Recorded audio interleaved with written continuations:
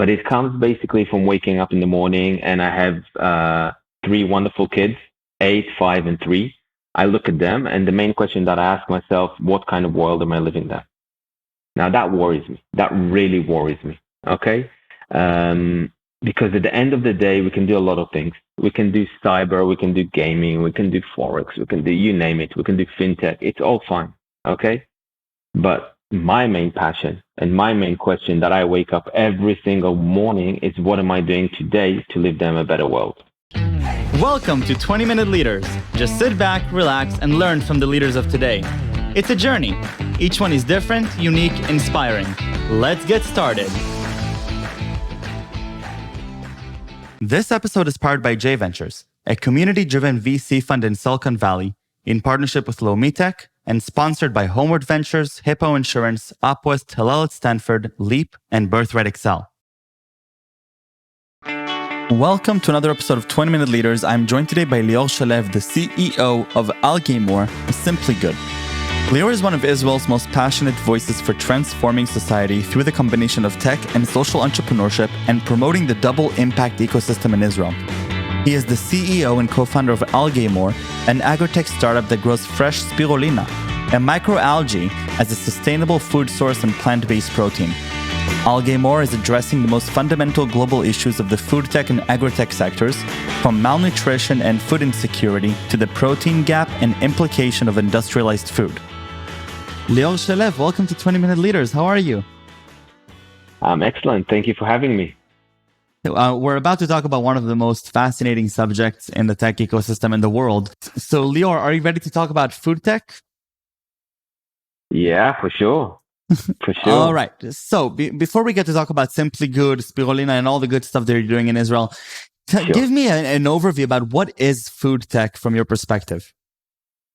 Well, food tech is basically the future, I would call it, of how we can impact the way we eat, our health, and our ecology around us, basically. Okay, I think we touch ground on all those grounds.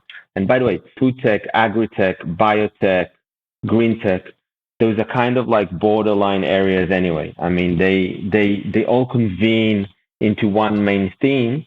And a lot of the time, by the way, the borders are very, very thin between them. But basically, food tech is re-engineering and rethinking about how we should eat, what we should eat, and what benefits we get out of it. Now, not only to ourselves, but also to the planet. And I think this is one of the main kicks for me, basically.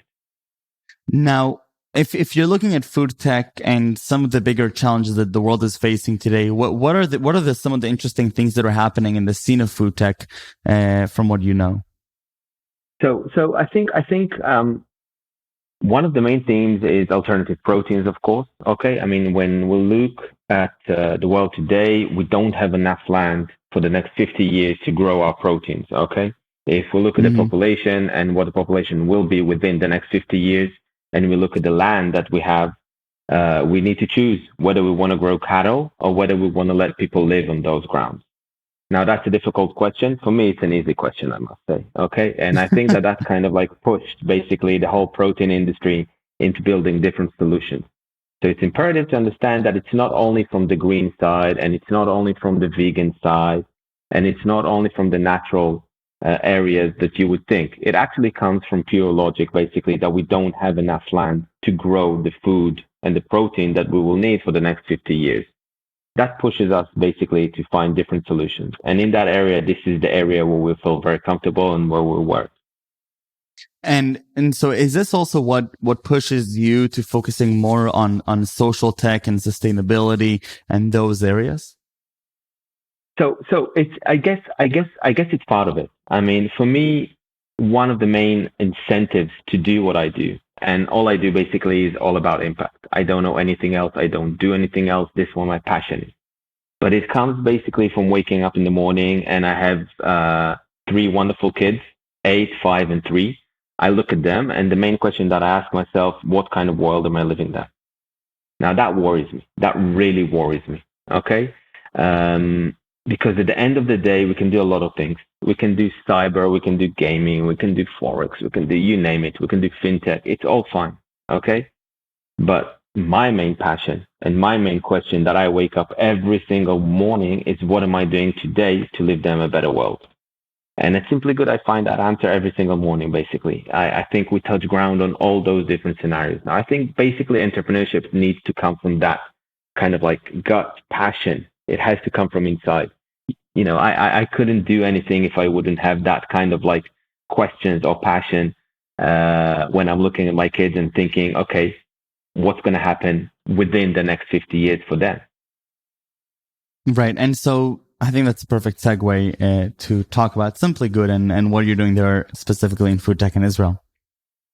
Super. So Simpliigood, basically, at Simpliigood, I think we basically found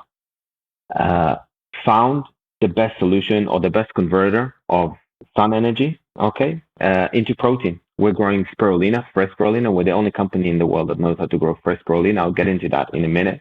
But spirulina as a whole is probably one of the best converters that you can find on Earth. It actually grows in very high temperatures. So the desert for us is the best area for us to grow in. When nothing else can grow, no food can actually grow in those areas. 65 Celsius, that's a comfortable temperature for our spirulina. Okay. So first of all, we're using high temperatures and we can grow it in rural areas, in very harsh areas when nothing else can grow. Second, we don't need a lot of land. We don't need a lot of water. 98% of our water are actually recycled. So we're talking about a full circular economy of what we're doing. Not only that, actually the biomass, the spirulina itself, which is actually part of the algae family, but it's in fact actually a bacteria. But try and sell something that is food and call it a bacteria, that's a different story. It actually multiplies every 24 hours. So think of an agricultural product that actually multiplies itself every 24 hours. Now, not only that, we actually do it across 16 ponds, spread across 400 kilometers of Israel, okay? And we harvest every 24 hours the same product over and over and over again, 97% identical batch-to-batch consistency. So It kind of like pushes us away from the agricultural side into like what you would find maybe on the yogurt shelf. When it says 5.3 grams of protein, I can promise you we will have exactly the same identical product within half a year, which is similar to what we grew half a year ago. So this is kind of like what makes us special in a way. And so spirulina, what role does this play in our diet? Because this is something that probably most people that are listening to this have never heard of. Super. So basically, the main ingredient inside our spirulina is actually protein. It's full amino acid. It's a full protein. It's equivalent to an egg, actually, which is the best protein you can find on Earth, by the way. Nothing is equivalent to an egg. It has all the different amino acids that you would want to find, all intact. And we actually have 74% protein inside. Not only that, the rest are actually micronutrients, which are super important for our diet. So we're talking about vitamin, minerals, magnesium, calcium, iron, and all that actually comes in a great package of bioavailability, we call it, which basically says that everything you eat, or 90% of what you eat, stays inside your body. Now, this is a real game changer to the food industry. A lot of the products you would find on the shelves can say X grams of protein or whatever, okay? But it doesn't mean that this is what stays inside your body. For example, take Popeye, okay? What does Popeye eat? Do you remember? Spinach, of iron, course. Right? Spinach, iron. This is how he gets strong, right? The only problem is with this story is that iron from spinach doesn't have any bioavailability to our bodies, meaning that physiologically, our body can't actually separate the iron from the spinach and let it absorb in our body. So it's I've been eating movie. Spinach for 20 years because I wanted to get stronger through Popeye, and now you're breaking every conception I ever had. You should start eating spirulina. You should start eating spirulina. That would stay in your body, including the iron. I'm ready for my Simpliigood package. Now, as a food tech entrepreneur, okay, great. So you figured out an innovative way of harvesting spirulina in the desert of all places. What does this actually mean now for the market? What is the next step? So basically, when we're looking at the protein industry, what we're talking about scale. Okay, so we're looking for things or products that scale really fast, and that's 3 generations of protein. The first generation is actually animal-based, okay, animal or fish-based, okay. The second generation is plant-based, which is what we all know, soybeans, pea protein, etc. The third generation, which I find is the most interesting, and of course, we're part of that generation as well, are actually bacteria, fungi, algae, the things that multiply really, really, really fast. Okay. So I think, first of all, when we're talking about high scale, and this is what the food industry needs, it needs high scale. When we look towards the next 10, 20, 30 years, okay, we will have to have mass scale of products that know how to multiply really, really, really fast on a small land, very efficient with energy, very efficient with water. Those are kind of like solutions we will need. Now, we're not the only solution, okay, out there. There's $1.8 trillion meat market only that needs to be disrupted. Okay. Yes. We're talking about 40% of that industry that will probably convert into alternative proteins within the next 15 years. So there's plenty of space for everybody. Yeah. So there's plenty of space for everybody, but only the ones who could actually scale themselves and be very efficient on how they do it, okay, will be the ones that will take part in that game. This is at least our theory. Now, we believe that part of the things that we will see, part of the future products that we will see, and those are actually the R&D products that we're working on right now, are actually analogs. Okay, so think of meat analogs and think of fish analogs. So we're actually producing at the moment in our R&D lab smoked salmon made 100% out of spirulina. It will be in the same color. It will have the same texture. It will have the same taste and smell. Not only that, it will actually be superior to the fish original, okay? Because it will be clean of heavy metals, no antibiotics if we're talking about chicken breast, okay? And it will actually have more protein and more goodies inside the product. So you will have exactly the same feel and look and bite to what you have, only made out of a single ingredient, which is superior to the original one. This is the future. And we are only, I would say, less than a year from taking it out into the market. That is so freaking cool. Okay, so as soon as you're able to host me in your lab and give it a taste, I want to take it. Sure. That's for sure. Will do. Now, is there any connection? Obviously, veganism is a growing trend. Plant-based diets is a growing trend. How connected are those trends? I lost you. Can you repeat the last question? So veganism is a growing trend. Plant-based diets is a growing trend. How connected are these trends that we hear about and a lot of the activism around them to what is now the revolution that you're describing here in the food tech industry? So I think veganism is definitely part of the trend, but I think that the main trend today that the food industry sees is actually flexitarians. Okay. Flexitarians are basically people who consume meat, okay? They have no dislike to meat, but they do consume less meat from all types of reasons, okay? It could be from animal welfare and from having some sort of sweet spot to that agenda. It could be also because they actually feel that it's better for themselves, okay? Now, meat consumption, taking it down a bit, and the fish consumption, taking it down a bit, is actually very beneficial to our biology and to our physiology, okay? To our bodies, basically. Not only that, it's actually beneficial also to the planet. So at the end of the day, if we have good analogs and good alternatives, okay, that will provide us the same taste, the same look and feel, the same bite, and also the same nutrients that we would find in other products, there's no real reason to consume all the amounts of meat and fish that we actually consume. I see. Okay, and so if we're taking it a step further, and we're looking a few years down the line, what is happening in the ecosystem today in Israel besides Simpliigood, and where do you see us going in the next few years? So today Israel actually is a thriving ecosystem in everything that has to do with food tech. I see, we could basically put it on a timetable, and we can see different companies at different levels. Or different entry points, basically. We can see early seed companies doing really disruptive stuff that have everything to do with the food tech, whether it's regarding sugar, whether it's regarding protein, whether it's regarding nutrients. We do see a very big alignment, basically, with health, food and health issues and food solutions. Food tech companies that are aiming towards specific solutions, whether it's replacing sugar, whether it's alternative proteins, or whether it's bioavailability of different nutrients that you can find.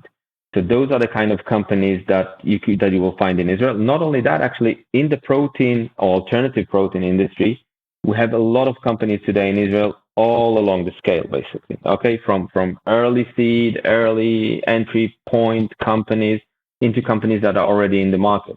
For example, you can see the cultured meat industry in Israel. I think we have about 4 or 5 companies only in cultured meat segment that I think are breakthroughing basically through everywhere around the globe. Aleph Farms is, I think, one of the most interesting companies you can find. We have in different alternative protein companies also, you have chickpea protein, you have soybean technology being used, all kinds of technologies that basically help us, whether it's extract more of the protein or get better quality protein or get different nutrients out of different kind of foods that we find. Now, it's not only in the food tech. You can't talk only about food tech. We have to sort of like move also Lior, towards agritech in that sense. I lost you in the last sentence. Can you just repeat the last 2 sentences? Sure. Basically, what I'm saying is when we're talking about the food tech industry, we have to remember the borderline that we have with the agritech world. Now, I think that what we're doing in Israel is actually reinventing agriculture. I mean, if you would come to visit in one of our farms in Israel, you will see hardly any manpower, hardly any people touching the procedure or the processes of producing the food. Now, you need to remember, at the end of the day, when you're growing, for example, strawberries, you have people picking every single strawberry in the field. Now, let's talk about automation. Let's talk about AI. Let's talk about big data. Okay? Right. The amount of data that we get out of our sensors inside the water is amazing. Okay? Now, this is the future of agriculture because it basically allows us to grow not only algae, by the way, but all the different types of foods that we can think of. It allows us to grow it on a higher scale, control it, get better quality, be more sustainable on what we do, harm the planet much less than what we used to, and get better foods to the table. But we need to remember that food, first of all, before everything, has to be tasty. If it's not tasty, we lost the game. Yes. And I think that's a really important bottom line here. Now, take me back to your childhood, Lior. Were you always into impact? Is this something that since you were a kid, you knew that you wanted to do? So actually, I had this big dream of working in the advertising industry when I was younger.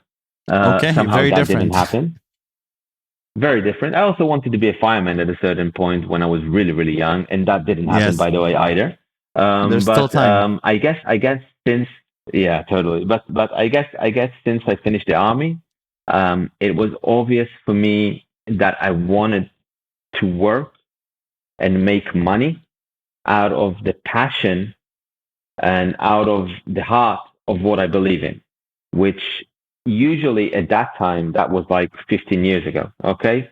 You would basically work at a certain job, okay, make money, and then maybe donate or go and volunteer at where you're passionate, okay? Now, that didn't make sense to me.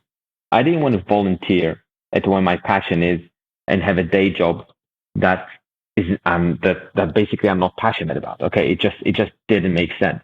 Now, I tried building different models that would allow me basically to sort of like put the two in alignment so that my day job will be my passion. And not only my passion, that it will be something that actually benefits the world, whether it's education, whether it's medtech, whether it's anything, okay? And since a very young age, I decided that I will not touch anything that harms people or harms the world, and that I will only do impact. And I was testing different models. I call it wearing different glasses, basically. Okay, from a very young age, I wore different glasses that allowed me to look at the world in a different way, in a different perception.